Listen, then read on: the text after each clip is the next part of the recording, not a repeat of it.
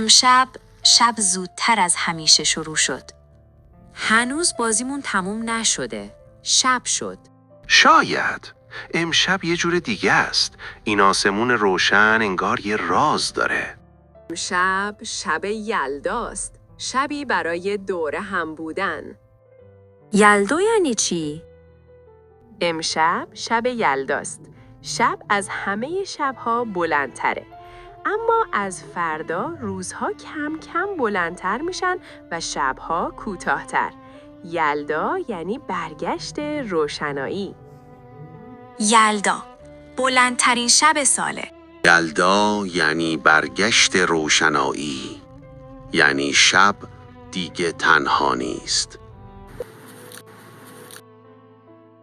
شب یلدا، پایان تاریکی و آغاز روشناییه و اینطور قصه ما تموم میشه.